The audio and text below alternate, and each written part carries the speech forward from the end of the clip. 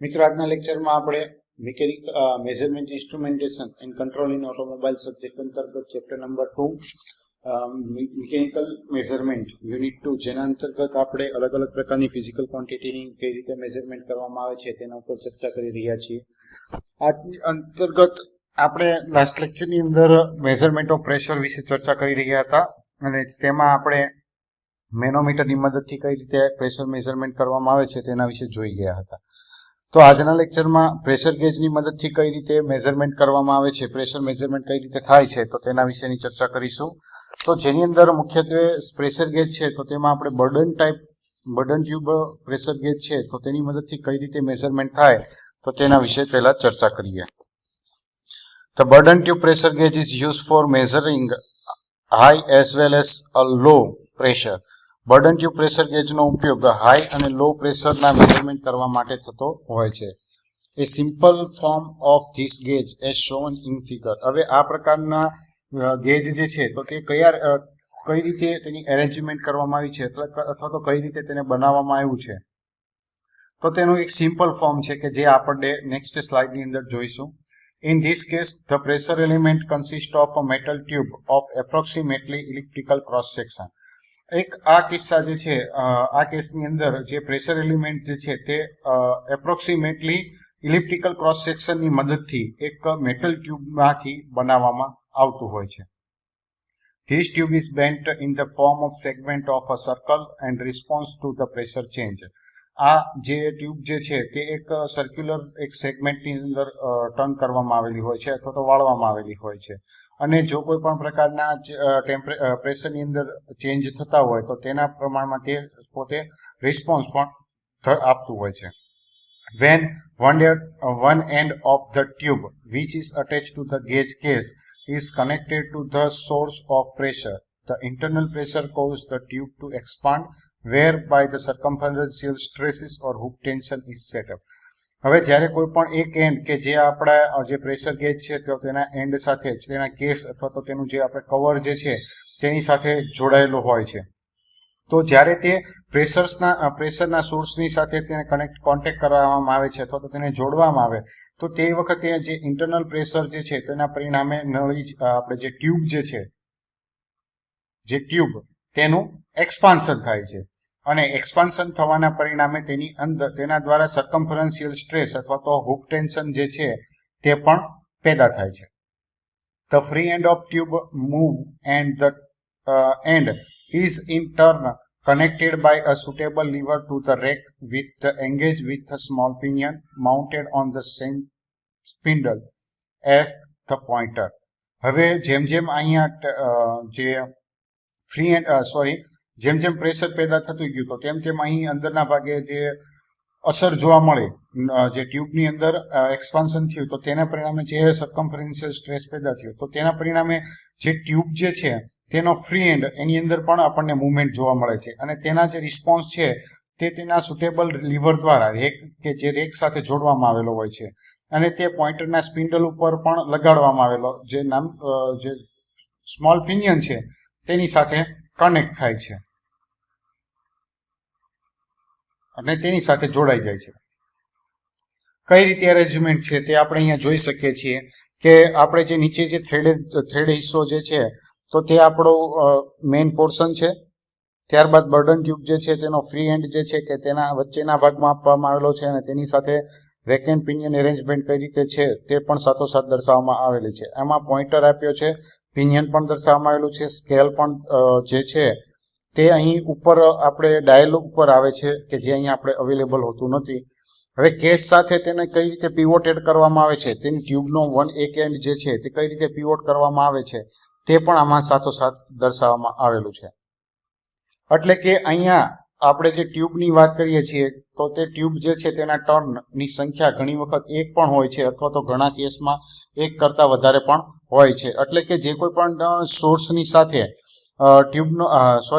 આપણું જે ગેજ જે છે તેનો જે પોઇન્ટર લગાડવામાં આવે તો એ પોઇન્ટરની ઉપર પ્રેશર લાગવાને પરિણામે તેનું જે કઈ ડિફ્લેક્શન થતું હોય તો તે સીધું ઇન્ટરનલ સ્ટ્રેસને કારણે ટ્યુબની દ્વારા મેજરમેન્ટ કરી અને આપણને સામે રીડિંગમાં દર્શાવે છે. Thus the pressure applied to the tube cause the rack and pinion to move. હવે જ્યારે કોઈ પણ ટ્યુબ ઉપર પ્રેશર લાગતું હોય તો તેને પરિણામે રેક અને પિનિયન જે છે તો તેની અંદર પણ મૂવમેન્ટ જોવા મળતી હોય છે. The pressure is indicated by the pointer over a dial which can be gradually suitable. હવે ડાયલ ઉપર પોઇન્ટર દ્વારા જે પ્રેશર દર્શાવવામાં આવે છે તો તેના જે સુટેબલ સ્કેલના જે ગ્રેજ્યુઅલ રીડિંગ જે છે કે જે ક્રમિક રીતે વધતા ઘટતા પ્રમાણમાં હોય તો તેના દ્વારા આપણે પ્રેશરની જે રેન્જ જે છે તે મેળવી શકતા હોઈએ છીએ. The burden tube are generally made of bronze or nickel steel. Bourdon ટ્યુબની જે બર્ડન ગેજની જે ટ્યુબ જે છે તે સામાન્ય રીતે જોવા જઈએ તો નિકલ અથવા તો બ્રોન્ઝની ટ્યુબમાંથી બનાવેલા હોય છે અથવા તો નિકલ સ્ટીલ અથવા તો બ્રોન્ઝના મટીરિયલમાંથી બનાવવામાં આવે છે. The former is generally used for the low pressure and later for the high pressure. એટલે કે જે બ્રોન્ઝમાંથી બનાવવામાં આવે છે તો તે સામાન્ય રીતે લો પ્રેશર માટે ઉપયોગમાં લેવામાં આવે છે, જ્યારે નિકલ સ્ટીલની જે ટ્યુબ વાળું બર્ડન ટ્યુબ હોય છે તો તેનો ઉપયોગ હાઈ પ્રેશર માટે મેઝરમેન્ટની અંદર કરી શકીએ છીએ. Depending upon the purpose for which they are required Bourdon tube gauge are made in the different form. Some of them are. હવે કયા હેતુ, ચોક્કસ હેતુ માટે તેનું મેઝરમેન્ટ કરવું, કયો તેનો પર્પઝ છે તે જાણવો જરૂરી છે, એટલે તે પ્રમાણે તેને બનાવવામાં આવે છે. એટલે કે જે હેતુ છે તેને પાર પાડવા માટે અથવા તો કોઈ પણ ચોક્કસ હેતુના આધારે બર્ડન ટ્યુબ જે છે તે અલગ અલગ વેરિએશનની અંદર પણ મળી આવે છે, તેના અલગ અલગ ફોર્મમાં પણ હોય છે, અને જેમાંના કેટલાક જે છે તે નીચે દર્શાવ્યા પ્રમાણે છે. Compound burden tube use for measuring purpose both above and below the atmosphere pressure. સૌથી પહેલું જે છે તેનું નામ છે કમ્પાઉન્ડ બર્ડન ટ્યુબ ટાઈપ, કે જેનો ઉપયોગ આપણે એટમોસ્ફિયરિક પ્રેશર કરતા વધારે ઉપરનું અને નીચેનું પ્રેશર જે છે તેને મેઝરમેન્ટ કરવા માટે વાપરીએ છીએ. જ્યારે ડબલ બર્ડન ટ્યુબ કે જેનો યુઝ વેર વાઇબ્રેશન આર એન્કાઉન્ટર. હવે ડબલ બર્ડન ટ્યુબ ટાઈપનો જે છે તેનો ઉપયોગ કે જ્યાં આપણને વાઇબ્રેશનની અવેલેબિલિટી હોય તો તેવા કેસમાં આપણે આ પ્રકારના ડબલ બર્ડન ટ્યુબ ટાઈપનો ઉપયોગ કરી શકીએ છીએ. નેક્સ્ટ આવે છે advantages and disadvantages of bourdon tube gauge. Bourdon tube ગેજના ફાયદા ગેરફાયદા. સૌથી પહેલા આપણે ફાયદા જોઈ લઈએ. High pressure range. High pressure range ઉપર સુધી તે મેઝરમેન્ટ કરવા માટે સુટેબલ છે. લો કોસ્ટ, કિંમતમાં સસ્તા છે. સિમ્પલ કન્સ્ટ્રક્શન, તેનું જે રચના જે છે તે સાવ સિમ્પલ ટાઈપની છે.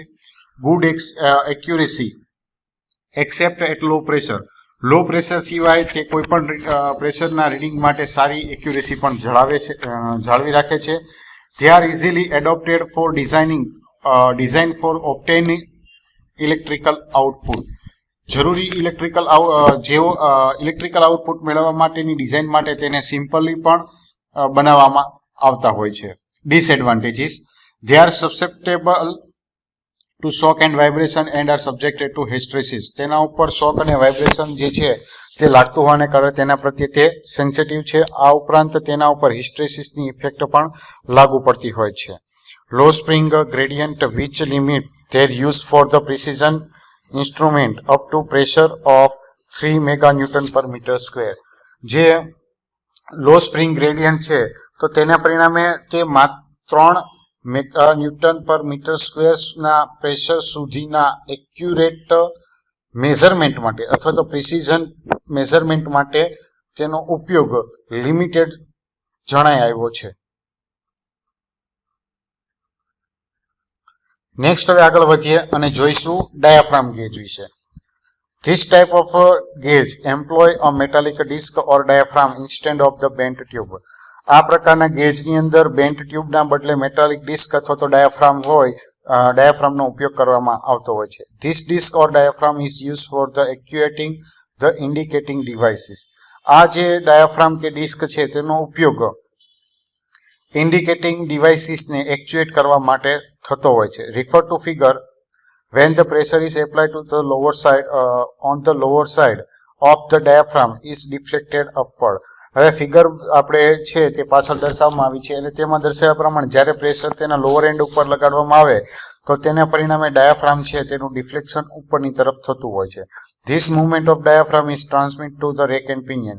એટલે કે અહીંયા ડાયાફ્રામની અંદર જે કોઈ પણ પ્રકારનું ફ્લક્ચ્યુએશન થાય છે તો તેને પરિણામે તેની મુવમેન્ટને કારણે રેક એન્ડ પિનિયન સુધી પણ તે આ જે મોશન હોય તો તે ટ્રાન્સમિટ કરે છે.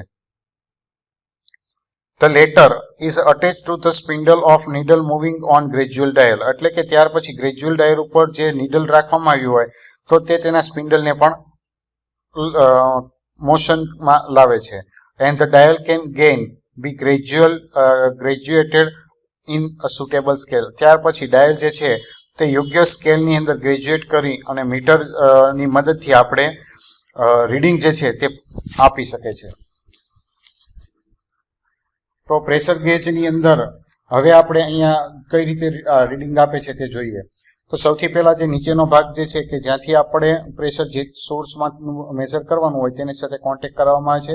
એટલે તેની અંદર પ્રેશર થવાને કારણે આ જે કોરુગેટેડ ડાયાફ્રામ છે તો તેની ઉપર ડિફ્લેક્શન થાય એટલે નીચેથી પ્રેશર લાગે એટલે ડાયાફ્રામની મુવમેન્ટ કઈ તરફ થશે? ઉપરની તરફ. હવે ડાયાફ્રામનો જે પોર્શન છે તેની સાથે આપણો રેક એરેન્જમેન્ટ કરેલી છે, તેની સાથે લાઈન ગોઠવવામાં આવેલું છે અને આ રેકની સાથે પિનિયન પણ જોડેલું છે. એટલે કે રેકની જે કઈ મુવમેન્ટ થશે તે પિનિયન પોતે રોટરી મુવમેન્ટમાં કન્વર્ટ કરશે જ્યારે રેસિપ્રોકેટિંગ મોશન થશે રેકની.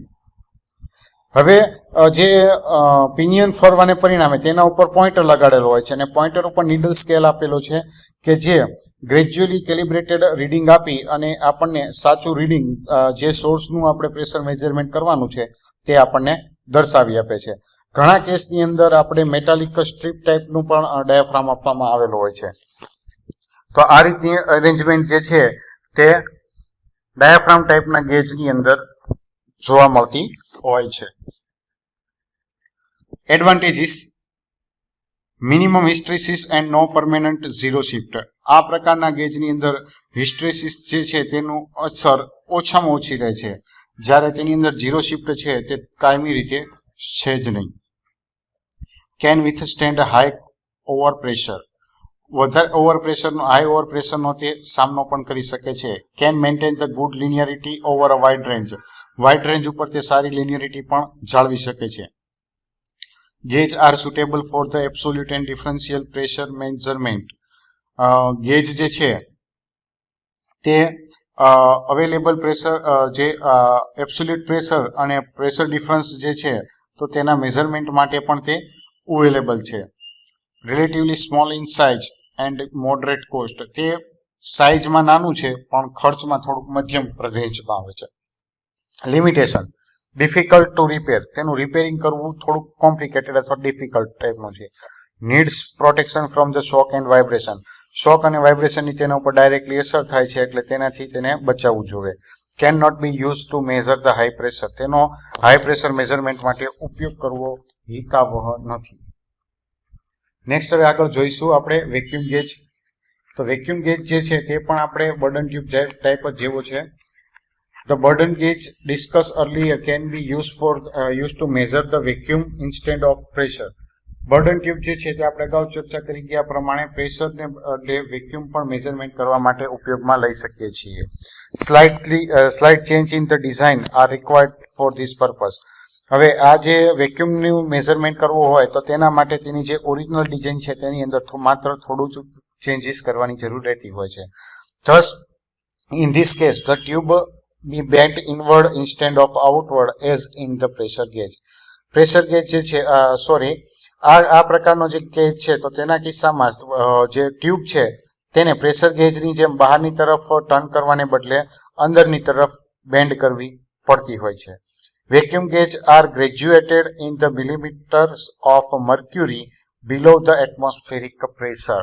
વેક્યુમ ગેજ છે તે એટમોસ્ફિયરિક પ્રેશરથી પણ નીચેના મિલીમીટરના જે મર્ક્યુરી રીડિંગ છે તો તેના માટે ગ્રેજ્યુઅલી રીડિંગ પ્રોવાઈડ કરે છે. In such case therefore absolute pressure in millimeter of mercury is the difference between the barometer reading and vacuum gauge reading. એટલે કે આવા કિસ્સાઓમાં મિલીમીટર જે છે કે જે તેના મર્ક્યુરી રીડિંગ જે છે તેની અંદર તેના એબ્સોલ્યુટ પ્રેશર અને બેરોમેટ્રિક રીડિંગ અને વેક્યુમ ગેજના રીડિંગની અંદર જે કોઈ ડિફરન્સ હોય તો તે પણ આપણને મેજર કરી શકે છે. The vacuum gauge are use to measure the vacuum in the condenser etcetera. હવે કન્ડેન્સરની અંદર કેટલા પ્રમાણમાં વેક્યુમ ક્રિએટ થયું છે તો તે મેઝર કરવા માટે આપણે તેનો વેક્યુમ ગેજનો ઉપયોગ કરી શકીએ છીએ. If there is a leakage the vacuum will be drop. અને આ કિસ્સામાં જો કોઈ પણ જગ્યાએથી એ વેક્યુમ છે તે લીકેજ થતું હોય તો જે રીડિંગ જે છે તે આપણું ડાઉન થઈ જાય છે, અથવા તો કોઈ પણ જગ્યાએથી લીકેજ થવાને પરિણામે વેક્યુમ છે તેની અસર ઘટી જતી હોય છે. આ પ્રમાણે તેની રચના જે છે તે કરવામાં આવતી હોય છે. જે પી ભાગ છે ત્યાંથી આપણે વેક્યુમ લગાડવામાં આવે છે. બર્ડન ટ્યુબની ઉપર આપણે જે રીતે બર્ડન ટ્યુબ પ્રેશર ગેજ છે તે રીતે અહીંયા રચના છે, પરંતુ ઓલામાં બેન્ટ ઇનસાઇડ આવે છે જ્યારે બીજામાં આઉટસાઇડ છે.